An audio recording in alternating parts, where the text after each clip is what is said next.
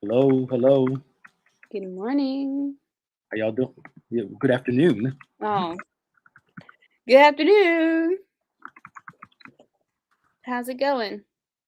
Hope all is well.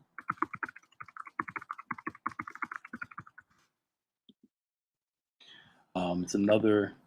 Well, it's chilly out today. I know it's fall, finally. No, finally, I walked the other side this morning. I was like, yo. It's cold. I was like, alrighty. I'm happy about it, but then I don't like waking up to like cold. I like a little chill in the air, just a little bit. We got a big blanket on, and you're kind of scared to take it off because it's chill in the room. I like a little chill. I don't like to sweat. When it's hot, when you're sleeping, when it's hot, it just, Yeah. yeah. I hope But you all are doing well. Welcome to Maximize Monday. And it's going to be a cool day today as we continue discussing some cool topics, chop it up with y'all, mess around. Hoodie season is upon us. Praise the Lord. They say kind of they say nice. we're going to have a they say we're going to have a cold winter. I believe it. Yeah. My bones were hurting yesterday because it's cold, so Yeah. I can feel it already. It's gonna be a rough winter. Yeah. I was wondering why. 'Cause I'm like, yo, I'm sitting there like, why my joints seem to be hurting? I'm like, It's cold. it might be. I wonder why. I wonder why that happens. I want to research that. I don't know. Why I know. people's joints and stuff hurt. I know when it rains, it's because of barometric pressure. I don't Okay, know and that does about something to your maybe someone watching can let us know in the comments. can research it and see. I would do it right now, but I gotta Make hey you Keith, think. let me see. Why do bones hurt when it's cold? Atmospheric pressure acting on joints decreases in wintertime, allowing joints to expand. Oh, so yeah, no result. Stretching. Oh, okay. So atmospheric pressure acting on the joints decreases in the wintertime, allowing the joints to expand a little bit, Mm. resulting in stretching of tissues around the joint. so you're Wow. so he's like your bones are actually really wow. More Why, God? Why? increased nerve sensitivity and poor blood circulation. I guess that's why you have to keep moving around when it's cold. So God created this so that we would be more active in the winter Well, times when we well, I want think this is more to a settle result. in. I think this is more of a result of sin. So I don't know if you want to thank God for this one. Um, yeah, interesting, Science interesting. never ceases to amaze me. But you know what's crazy? When you're a kid, you don't pay attention to it, or it just doesn't happen. Then you get a little older, then all of a sudden, I must have been an old kid for my entire life. but you've had problems forever. Hey Ada, you like born with, Yeah. with Yeah. joint I was problems, born 90. right? You got a Benjamin Button body. Just just Oh man. you born an old woman, and through medication and technology, you're becoming younger and Right. younger. Your whole body gonna be filled with titanium and steel, and you'll be a darn cyborg by the time I you're 50. know. I'm gonna get one of those red eyes like the Terminator. Right? Because you're what, 31? Yes. Why you look like that? You been First of prayed. all, what happened to that rule? You're not supposed to ask a lady how old they are. But I think people can put it together because you were online. I'm 30 last year. I'm 30 last year. I'm 30. I'm 30. Hit a big 30. People that Yeah, know you know enough that you're 31 this year. I'm 31. Yeah. It's not like it's private information. Hmm. Not like you old. You still a spring chicken. If you say so. Look, you were 6 years old when I started high school. You were Wow. born in 90, right? Yeah. Uh-huh. Yeah. My freshman year was 1996. So yeah. So you old. I'm getting there. I'll be 40 this year. I told you. Yeah. I was, yeah. Yeah. I start freshman year is 1996. Crazy. One of Graduated in our 2000. trivia questions yesterday for Engage was what was one of your first leadership roles at Bethany? Mm. And it was that you were a deacon as a teenager, right? A junior deacon, yeah. Junior deacon. That Yeah, I was was a a long junior time deacon, ago. then became a minister, then a reverend, then pastor, and yeah, Climbed up the ladder. yeah. That's cool. Okay. Thanks, Ada. Oh, a cute little spring chicken. That's why I like Ada. Ada's just optimistic about everything and just,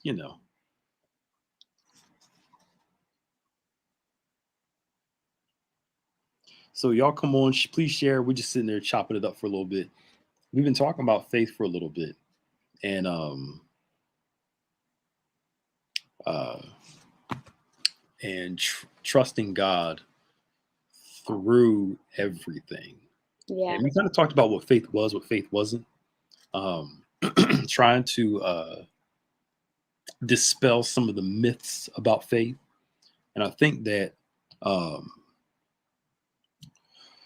when we understand what true faith in God is, we kind of relax a little bit. I think here it is. I think sometimes we have faith in faith rather than having faith in God. Mm-hmm. The power of our faith is not in our ability to believe, it's in the one that we believe. So we always feel like I don't have enough. I mean, I have enough faith. But if Jesus talks about there are times where you have a mustard seed of faith, you can do some stuff. That's not a whole lot of faith. Yeah. Because he didn't say have faith in faith. He said have faith in God. Right? And then some people feel like what didn't happen is I didn't have enough faith. Could it be that, maybe you just weren't ready for it, or that wasn't just God's plan for your life? Mm-hmm. It could be a variety of reasons, but the reality is he tells us to have faith in him, not have faith in faith. So my ability to believe is important. I'm not saying, please don't hear me out. I'm not saying that our ability to believe isn't important, because it is. But our ability to trust in God is the important thing. Have faith in God. Don't have faith in faith. You got it? And I Yeah. think that's a good thing for us, because it takes some of the pressure off us understanding that, God never asked us to have, we see, we need our faith increase. We grow in our faith. We grow from faith to faith. All that's important. I'm not denying that. I'm just simply saying, know where the power is. The power is not in our faith. The power is in the God that we have faith in. Mm-hmm. That's the most important thing. The God, the one that we have faith in. We have faith in God. Not faith in our abilities per se. I'm not saying you can't have a positive image of yourself where you know what you can do, believe what you can do, but he tells us very plainly, have faith in God. Yeah. And trust him through it all. This season's been very traumatic for a lot of people. And they're wondering, what's going on. I think this is a great season for trust. Yeah. It's a great season for trust, and a huge season for trust. And, I think that's the most important thing, is learning to trust God through all of this. Mm-hmm. When things don't make sense, when things don't seem to work out the way we want to work out, can we trust God through it all? Yeah. And that takes time, and that takes relationship, years, time. Trust is important. Can you kind of explain, though, the dynamic between faith and hope? Sure. I think that our hope is founded on our faith. Mm-hmm. Faith is the substance, the foundation, the title deed of what we hope for. So our expectation, our hope is built on our belief system. Mm-hmm. Because I only hope for what I believe. Right. So, hey, the color of your wall is the color of your dress yesterday, somewhat. It's a completely different shade of yellow, Pastor Dick. It looks like that greenish yellow from camera. It's the camera work. Yeah, it's the camera work. What's that color again? Chartreuse. Chartreuse. Uh-huh. Chartreuse, whatever. This So is more like a sunshine yellow, but yeah, like a mustard, vomit like yellow mustard. and green. I like mustard too. You don't like mustard? No, I do like mustard, but Oh, I didn't think about having that color on my no, walls. it's like a greenish yellow. Uh-huh. Yeah. Anyway, um, so we hope for what we believe in, right? I didn't even know chartreuse was a color. Um, we hope, right? We hope for what we believe in. Okay. Uh, so if you want to change your expectation, because hope is all hope is a positive expectation. If you want to change your expectation, change your belief system. Mhm. Your belief system dictates what you hope for. So Right. if we have a negative expectation, I have to check my hope. I have to check my belief system Mhm. because belief and hope, belief and expectation all go together, Yeah. and you I can't feel separate the two. I feel like sometimes the word faith has become one of those like pop culture words where Mhm. you just say it because it's in trend sometimes.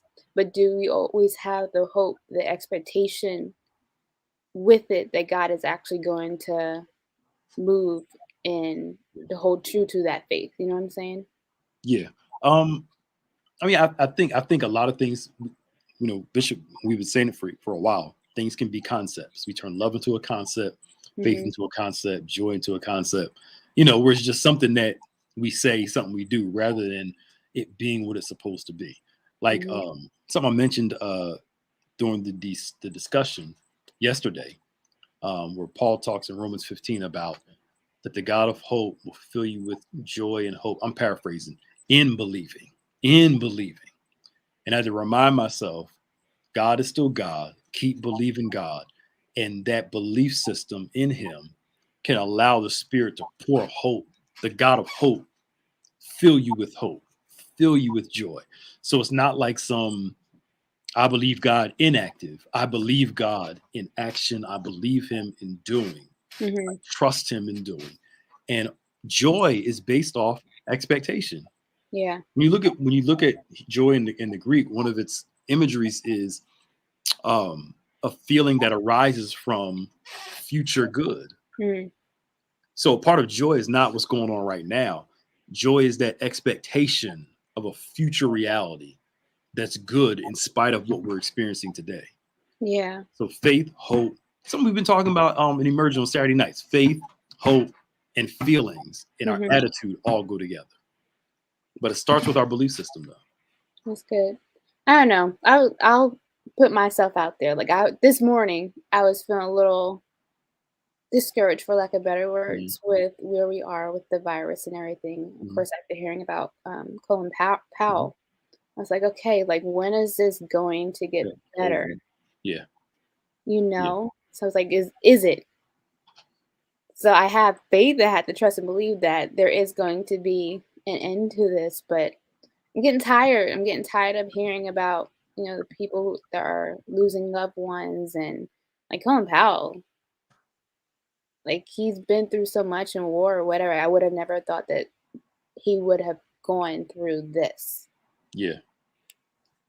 Well, I mean, he had cancer and a few other things, so his immune system was just Mhm. real low. And this is what gets me about people. He was fully vaccinated. See, the vaccine doesn't work. Yeah. He had a compromised immune system due to myeloma and a few other things. So he was 84 years old. I was telling somebody today, I'm like, seniors that have the flu shot, Mhm. the regular flu for them with the flu shot is bad. Yeah. COVID makes it worse, you know? So I just don't understand. But you know what it is? It's people, they have a viewpoint and they use the most random things to fuel their viewpoint Mhm. and don't consider everything else. Yeah. But this thing will eventually be over. Um, we don't know when, but all plagues, all viruses eventually come to a overwhelming end. They still may be present, but it won't be the way it is. So the thing is, we just don't know when it's going to be over. Like Mhm. the Spanish flu Mhm. from 1919, it lasted 3 years. 3 years. Now imagine they had no internet, no online stuff. They had the social. Yeah. The only thing they didn't have was a vaccine. you know, and a lot of the same stuff you're seeing from people in the Spanish flu you're seeing now. Yeah. So they thought it was over, right? Because everything was declining, deaths were going down, etc. So they had this huge parade, right, to celebrate that the flu was over. And guess what happened? All those people coming together caused No. it to spike back up again, right? and it lasted longer. So, you know, we've been in this almost for what? It'll be 2 years in March, right? Mm-hmm. You know, with the vaccines, it's hoping to accelerate it. But, you know, all we can do is just, and all of us are getting tired of COVID, you know, Yeah. yeah, and you know, some people are getting um they're getting very relaxed, so they're doing stuff which, you know, causes, it's a communal virus Mm-hmm. on spread. Uh but it's going to take time. The bubonic plague lasted 3 years. Yeah. Spanish flu was 3 years some change. We may hit a decline in 2022, 2023. I mean, like, significant decline. Mm-hmm. But it looks like, unfortunately, by the time COVID's over, we'll probably be over 1 million deaths. Jeez. Probably. The way it's looking. Because you figure, let me see, how many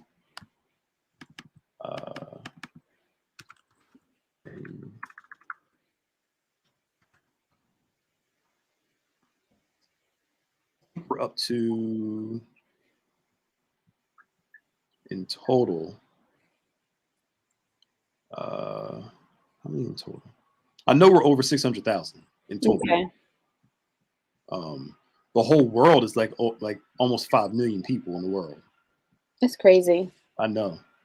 I think all of us are just tired of it, but a lot of us is just trusting God and doing the right thing. I mean, it's a droplet disease. If you're around a bunch of people, the odds are Mm-hmm. higher. You know, uh, I'm still being cautious. I just, I don't blame you. yeah. It sucks. Like, I miss going to the movie theaters, but I'd rather be safe and be patient. And I Yeah. think that's what Bishop and you guys talked about a little bit yesterday too, is like being patient and not trying to force things and in the end prolonging the situation.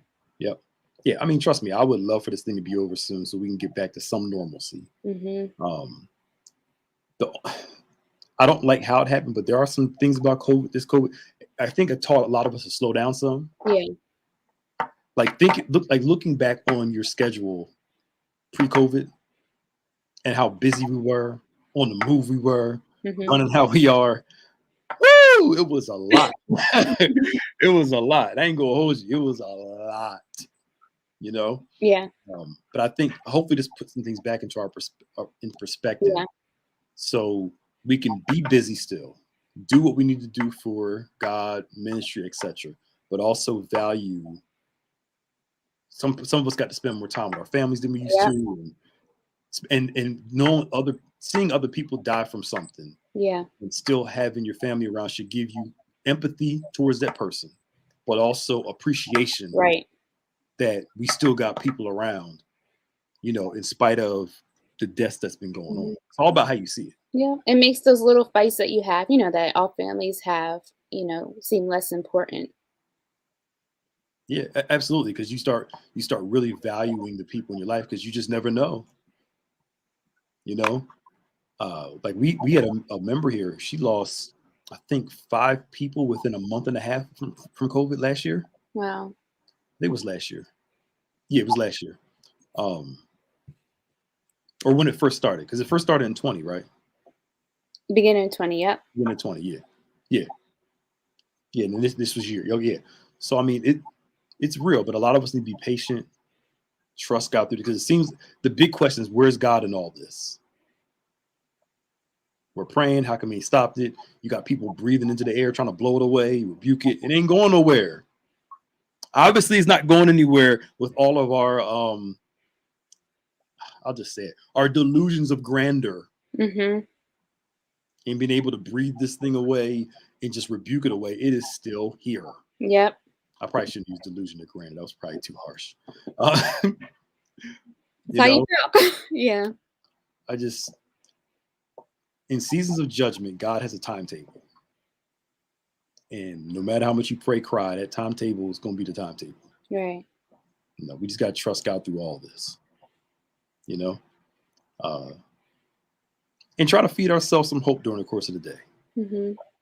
Intentional about it. Exactly. I say it's okay. I feel like it's okay to have these moments where you're just like, okay, I'm ready for it to be over. Why, whatever. But you have to be intentional, like you just said, to see the perspective in it and Yeah. how you can grow or whatever Yeah. in this season. Yeah. And learn to filter your feelings through faith. Filter them through faith. And do things that you can do that, wise. Like I'll go take a walk sometimes. So it's getting cold out. Go sit outside, just look, just something, there's something to getting out, doing stuff. Again, my same thing was last year. My fear was how people are going to do emotionally during the winter months. Mm-hmm. Because, they're not going out, walking as much. People are more indoors. But it seems like everybody's open. They full-time Christmas shopping back.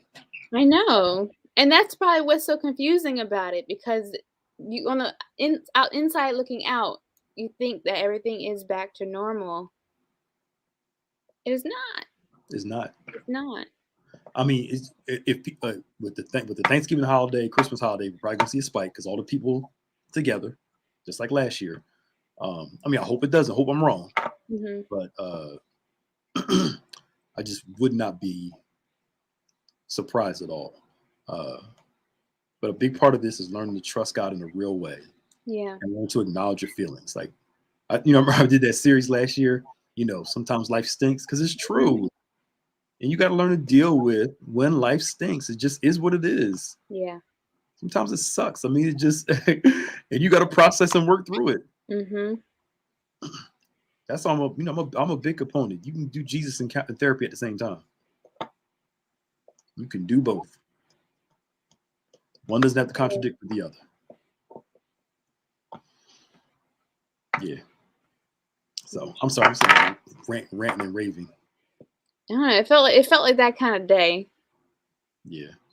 But do you experience, like, there are times where I'm fine for a while, and then all of a sudden it'll just hit you one day, Mm-hmm. and then a couple of days you'll feel it, and then you'll go right back to I'm good. Yeah. There are days you're weaker, and some days you're stronger. Some days it doesn't bother you, some days it does. And I think you have to learn to go through those ebbs and flows Absolutely. and understand I'm just having a moment. It's not going to last forever. And like you said, allow yourself to feel it. Like that was me this morning. I'm getting teary-eyed just thinking about it now, just missing people, that have passed during this time. And then like that spiral of like, why did it have to be now? And, all what we just talked about. But I had to go through it in order to get to what God is good. Yeah. Yeah. I said it when the pandemic started, and I really believe it. There's a reason why therapists are so booked up now, because this season is weighing on people mentally and emotionally. Mm-hmm. And some people are going to need some PTSD therapy after the season's over. Seriously. They're going to be afraid. They're not going to be as comfortable going out, doing stuff. Some folk, they don't care. They just live, do whatever. Mm-hmm. But I think there are some folk, you have to know you. And you have to know your emotional, mental state and care for it. Mm-hmm. Some folk I know, they're extremely cautious, over the top cautious when they first started. Now they're like, oh, well, I got my shot, and they just live their lives. And it's like that commercial. Have you seen it where it's like first time parents and they're like extremely cautious of everything, and then when the second child comes, they're like, oh, whatever. Mm-hmm. That's what it's like. Yeah. That's what it's like. So, excuse me. I saw one guy he was talking about this on Twitter. Like he fully vaxxed. He got COVID. He just, had a rough few days. But he said he glad he got vaccinated, because if he felt that way without being vaccinated, he probably would have been in the hospital, he said. But what he found out was it's taking him over a month to get the brain fog out. Mm. Like literally, he only has energy to do like 1 or 2 things a day. Wow. Like he randomly falls asleep because his energy levels aren't there yet. Wow. Some people are saying it takes like a month and some change for you to really get your energy back. For those who have this situation, the long haul COVID people. That's the other thing I'm talking about. People are like, well, we ain't died, but there are a lot of people that have long COVID where they're still dealing with these symptoms. I know somebody still doesn't have her taste and smell back. Me too. It's been over a year. So, Jeez. I mean, I trust God, but I also believe that God wants us to be wise too. Absolutely. And be cautious. I don't get it. But it doesn't make sense, but I guess it's not supposed to. Yeah. I don't know. We got out here because of you. Yeah, I'll take it this time. I'll take it. No, you're fine. You're fine. Hope it helps a little bit. But I mean, it's all of us feel that way. When's this going to be over? I think if you care about people, you feel that way. Yeah. If you really only don't care about people like that, you really don't feel that way that much. And is it an indictment? Yeah, absolutely. But if you really care about people, you feel some type of way. And I took care of it. Okay. You'll feel some type of way because you don't, like you said, you don't want other people experiencing all this stuff. Right. And it hurts you to know that other people are experiencing this stuff. So, anyway, faith. I don't know how we start this off. Honestly, I don't even know. Well, we were talking about faith and hope. And trust, yeah. And trust. Faith, hope, and trust, yeah. And we talked about it. A lot of stuff is endurance. Endurance is necessary. That's why the Bible talks so much about endurance and patience. You have to have endurance. This is a season that's testing our endurance. And also, endurance also means knowing when it's time for you to say, you know what? Today, I'm going to take off. Yeah. This is cool, but I don't have to do it right now. Right. I'm going to take this 2 hours. Even if you can't take the whole day off, I'm going to take these next 2-3 hours to do something completely mindless that requires no major thought and complete relaxation. God is not opposed to that. He's not opposed to that at all. And I think that's all. Self-care is important too, and knowing your limits and knowing your boundaries. On the 7th day, God rested. So yeah, if He can do it, I think it's okay for us to take some time to reset too. Yeah, rest is biblical. It's biblical, and there's nothing wrong with that. You may not get a whole day, but you get some days or some portions of a day, right, where you can be at rest. Especially those you ain't got no kids responsibility. You got, those got kids. We understand. You don't know how good you got it. Rest is a luxury. Yeah. You get 10 minutes without nobody calling your name. That's a blessing. That's a luxury sometimes. But or even if it's just doing something that brings you joy. So for me, doing photography, like that's my mini vacation to do something that I enjoy. Yeah, because rest is not always sleep. Rest can be, like you said, doing something that you enjoy doing. It brings joy into your life, fulfillment, all that good stuff. So, and by faith, we're allowed to enter into and rest. Because rest means, here's what rest really means. Rest means I trust God with my life. Yeah. Everything that happens in my life is not based off my work. That's what the whole Sabbath and rest is all about. It's understanding that everything we have comes by God's grace. Yeah. And God told them to take off on purpose at times so they can rely on His grace to provide for them, to remind them that the success of your whole life is not based off our individual work. Now, work hard. I'm not against work. Work hard. But understanding that God's grace is the thing that holds us. Right. God's grace is what really provides for us. So work hard, do all that stuff, but learn how to rest. All right, I'm done. I'm good. That's good. I enjoyed that conversation, Pastor Nick. Mm-hmm.